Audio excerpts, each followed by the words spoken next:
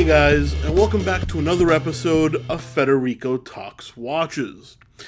Today, I wanted to discuss something that is entirely based on my opinion, but something that as a watch dealer and as a collector I think about a lot. And that is, what are watches that I think are going to be future classics?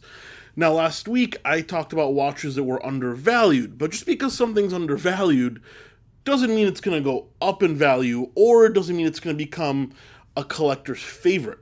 So today I want to discuss 5 watches that, I'm not necessarily talking about value here, but what I think they're going to do is become cult classics in the watch community. Of course, before we get started, customary wristwatch check. I'm wearing my brand new, to me, Girard-Perregaux Laureato Moon Phase Power Reserve, the Evo 3, the watch that everybody was asking me about in my last video. Hey Fed, where did you see that? Well, an hour after I made the video, I bought it myself. Sorry. I haven't bought a watch for over a year, and I'm celebrating my birthday early, so why not? I love this piece. And also, of course, go check out delraywatch.com. Lots of new watches in stock today. We have Omega Seamaster GMT 50th Anniversary Edition, a Polar Dial Explorer 2. Oh, what else? Oh, we got a few Grand Seikos, a Snowflake, and a High Beat GMT, which are super cool, and we just got in a new Core and Bubble as well. Go check that out at delraywatch.com, link in the description below, and of course, don't forget to check out the Hot Deals section, where we have our discounted product. But yeah, guys, let's talk about watches that, yes, they may be underappreciated today, but that I think have the legs to become cult classics, favorites in the community, watches that I think are going to become icons with passing time. Now, what does that mean? Watches that are going to become fan favorites, are going to become very recognizable, but that aren't already. And this is in no particular order.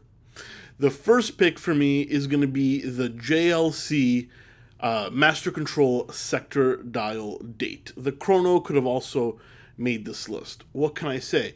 Arguably one of the most beautiful releases of the past 5 years. You've got the now entry-level JLC at a fantastic price point with that beautiful vintage throwback sector dial. Perfect size, quite slim, closed case back, which I'm sure is there because there might have been a little cost cutting in terms of movement decoration, but nonetheless just a very well balanced watch with a gorgeous gray and blue tone dial. Now the price point for this is a new one for JLC. It is their entry level, which is great because it makes it very accessible to more people, and you get a very high quality watch for the money. Now, yes, this was supposed to be limited edition, boutique only for 1 year, but they were selling so well that they decided to not make it a limited production anymore. I think it is quickly becoming a JLC icon, and I definitely want one of these sector dials in my collection at some point. I definitely think it's a future classic. Second is a watch that I loved and I've made a bunch of videos on, and it's another watch that is guilty of the Hodinkee hype train, but I think for good reason. That is the Longines Heritage 1945. Once very, very hard to get and super hot, now it's cooled down a little bit, but it's still a very in-demand watch. We have basically a remake of a Longines from 1945 with a beautiful salmon dial with texture and a sub-seconds. It's got a suede kind of vintage style strap, and it's just extremely handsome. Yes, some people say the subdial is disproportionate and the watch is slightly too large, and maybe it should have been a manual wind.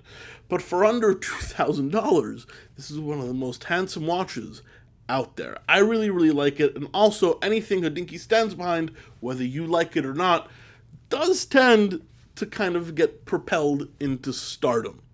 And I think this definitely won't hurt this watch's case down the line. The Heritage 1945 is a beauty and a future classic, in my opinion. Third, we have a watch that should be a classic already, but it is becoming one, but isn't, and it's another great value. That is the Glasshute Original Panomatic Lunar. What can we say? Glasshute is considered by many to be like a baby brother to Longines, which is almost not fair because of their lower price points, but they still make some of the best finished watches in the business. Yes, not entirely hand finished like Longines, but they're still hand finishing there, and they're very well made. This Panomatic Looter is a typical Germanic design with the scattered dial and the big date, but it throws in my favorite complication, the poetic moon phase. So you get here is just a very interesting off-center dial, a big date, a moon phase, a very beautiful movement with a micro rotor, but not quite a micro rotor. It's like a 3/4 rotor, and it's just super interesting. It's a watch geek's watch.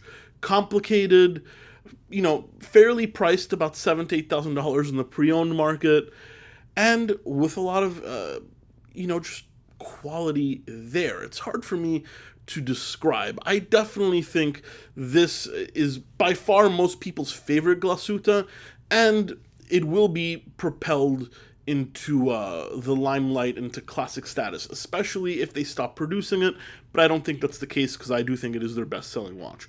However, this will not be overlooked forever. Glasshute Panomatic Lunar. Fourth, this one is going to get a little bit of hate maybe, but it's a watch I also love. The Rolex Milgauss, particularly the ones without the colored crystal, the white and the black.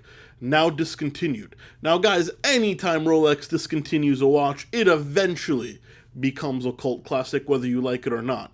But add the fact that this is a very quirky watch with orange accents and a thunderbolt-shaped second hand, and honestly, this is the one on this list that I would bet my hard-earned money on will absolutely become a future classic. Not everybody's taste.